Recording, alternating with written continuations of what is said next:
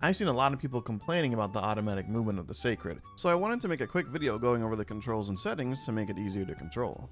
The first thing that you should understand is actually that you have different controls to summon the bird. If you press up on the D-pad, it'll summon it in automatic mode, which means that it'll try to go for the target that you have set, or if you have the automatic wandering set on, which we'll get around to later, it'll just explore the map for you. This is probably the main thing that annoys people. If you just press down on the D-pad, you'll summon it in manual mode and then you'll be controlling it like a normal mount. So right now I have this flash bug targeted, and you can see here that I'll summon the bird pressing up on the D-pad and it starts running towards it. At any point, you can just press down on the D-pad and it'll stop moving. You can toggle between automatic and manual mode on the fly.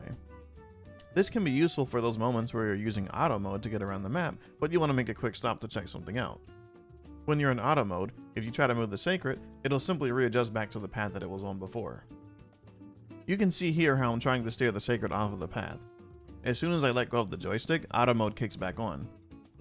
If you don't want it to do this, press the manual mode button so that you can actually control it freely as you please. And now I want to talk a little bit about some of the settings that you have to configure the Seikret, because these give you a lot more control and some of these are really important. The first one that you should know about is the Call Seikret Controls setting. If you played Monster Hunter Rise, this will be pretty familiar. All this does is allow you to call the Seikret by also holding down the B button, or if you're on PlayStation, the circle button, just like Rise.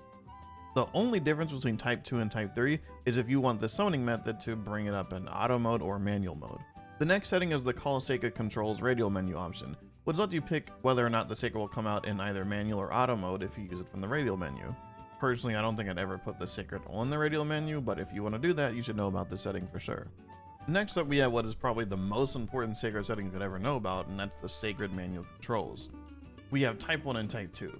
The game defaults to Type 1, and that's probably what frustrates a lot of people as well. It basically makes the Seikret control kind of like a car, where you control its acceleration and steer it left to right. Type 2 is what most people will be more familiar with, where you just kind of move the joystick and it just moves in that direction. And then you just press the sprint button when you want to go fast. For most people, I highly recommend using Type 2, but hey, if you really like the steering, by all means go ahead and use it. Next we have the Seikret only route controls. There are pathways around the map that only the Seikret can access. This setting lets you pick how you exit those pathways whenever you're on them, either by hitting the joystick at top speed or hitting the joystick at all and then pressing B. This one's kind of just up to you, so I suggest trying each one out to see how it feels. And now we have the Seikret Auto Explorer setting. This setting allows the Seikret to wander around aimlessly to explore the map if you don't have any targets set. I believe that this one was on by default and I turned it off because I found it kind of annoying. And now there's one last setting that's kind of related to the Seikret, and that's the Hold Confirmation Duration setting on page 1 of the Controls tab. What this does is determines how long you have to hold down a button to do an action. So if you're using that setting where you hold down B or circle to summon the Seikret, this determines how long you have to actually press the button for that to happen. This is the setting you want if you feel like the Seikret takes too long to come out when you hold down that button, or alternatively if you feel like it comes out too quickly. Play around with this one to see how it feels. Just keep in mind that there are more things that you have to hold down the button for besides the Seikret.